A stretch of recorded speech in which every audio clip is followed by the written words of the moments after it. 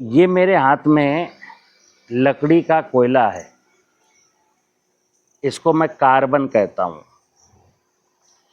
और ये दुनिया, हमारा जीवन हो या खेती हो, सब कुछ कार्बन पर आश्रित है। कार्बन ही इस संसार को चला रहा है। तो ये तो कोयला है जो जला दिया गया है, जिसको मैं कहता हूँ बायोचार। कुछ लोग ऐसे ही कोयला बना करके पीस करके और फिर इसको खेत में डालते हैं। लोगों को भ्रम है कि ये कोयला बहुत फायदेमंद है। ये बहुत फायदेमंद नहीं है। कारण कि इस यूनिवर्स में एक व्यवस्था दी है।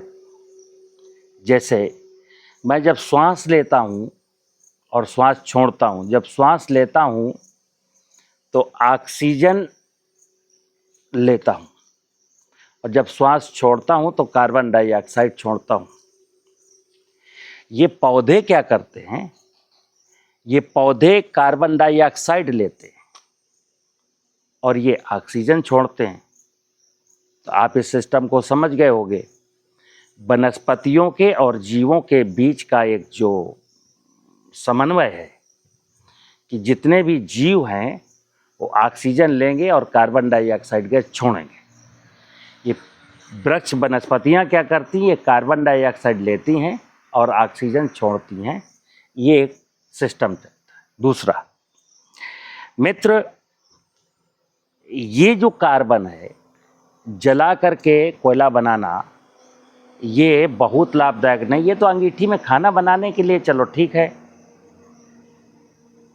लेकिन इन वृक्षों को जो नीचे से कार्बन चाहिए, ये डेड कार्बन है। और वृक्ष ये डेड कार्बन पत्तियों से तो पौधे ले लेते हैं, लेकिन वो कार्बन डाइऑक्साइड गैस के रूप में लेते हैं। ये चारकोल ये पत्तियां नहीं ले सकती। और पत्तियां ये भी जड़, अगर की बात करें पौधों की जड़ें, तो पौधों की जड़ें ये भी नहीं ले सकती। तो पौधों की जड़ें जो कार्बन लेती हैं वो जीवित कार्बन लेती हैं। डेड कार्बन और जीवित कार्बन। जीवित कार्बन का क्या मतलब है? आप ये देखिए मेरे पीछे ये कार्बनिक पदार्थ है। कार्बन के पहले कार्बनिक पदार्थ होता है, यानी कि वनस्पतियों के द्वारा पैदा किया गया लकड़ी, पत्ता, अवशेष, ग्रेन। हम लोग इस पूरी वनस्पतियों पर आश्रित हैं। इनकी जड़ें खाते हैं, तने खाते हैं, फल खाते हैं, अनाज खाते हैं, सब्जियां खाते हैं। तो क्या है? ये कार्बन है। किसी भी खाद्य पदार्थ में ये मान लीजिए कि मिनिमम से मिनिमम 43% कार्बन होता है, लेकिन वो जीवित कार्बन होता है। तो मैं जीवित कार्बन खाऊंगा। इंसान क्या करता है? जीवित कार्बन खाता है। लेकिन पौधे की जड़ क्या करती है? ये जो बायोमास है, जो कार्बनिक पदार्थ है, एक सिस्टम देखना।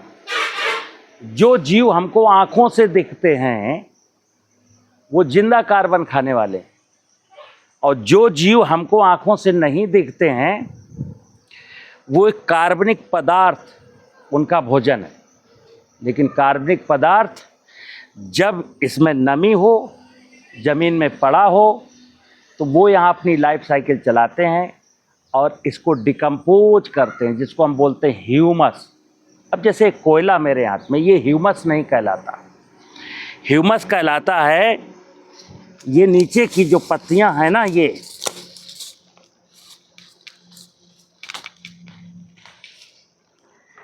जब बिल्कुल सड़ जाती हैं, ब्लैक कलर की हो जाती हैं। समझना बात को। जैसे ये भी कार्बनिक पदार्थ है, लेकिन जब तक इसका कलर ब्लैक नहीं होता है तब तक ये पौधों के किसी काम का नहीं है। और जब ये कार्बनिक पदार्थ में नमी होती है, माइक्रोबियल एक्टिविटी होती है, तब ये ब्लैक कलर का ऐसा पहुंचता है। तब ये समझिए कि कार्बनिक जो ह्यूमस है, ह्यूमस का मतलब है कि सड़ा हुआ कार्बनिक पदार्थ और उसमें पाए जाने वाले सूक्ष्म जीव, ये कार्बनिक पदार्थ है।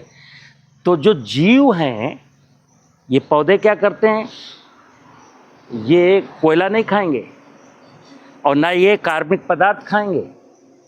इस कार्बनिक पदार्थ को खाएंगे सूक्ष्म जीव, और वो सूक्ष्म जीव जब मरते हैं तो वो उनको कहते हैं जीवांश, मरे हुए जीवों का अंश जीवांश।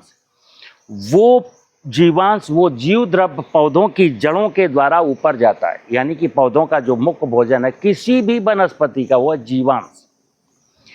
अब चूंकि आधुनिक कृषि प्रणाली में ये सब हमने फेंक दिया, जला दिया, जो कार्बनिक पदार्थ फेंक देते हैं, जला देते हैं, तो ज़मीन में कुछ नहीं मिला। ज़मीन में तो उतना मिला जो जड़ नीचे छूट गई हार्वेस्टिंग के बाद।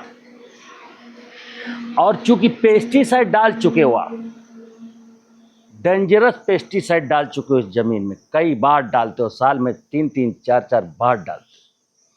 तो यहाँ जो फौज थी कार्बनिक पदार्थ को हजम करने वाली, वो फौज मैंने डिस्ट्रॉय कर दी।